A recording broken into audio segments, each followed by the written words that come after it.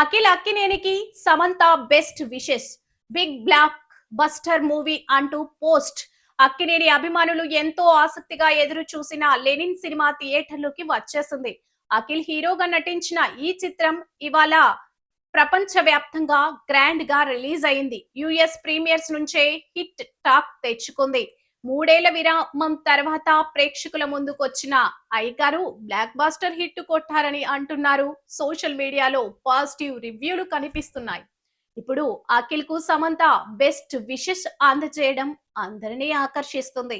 అఖిల్ తో పాటుగా Lenin team మొత్తానికి సమంత సోషల్ మీడియా వేదికగా శుభాకాంక్షలు తెలియజేశారు.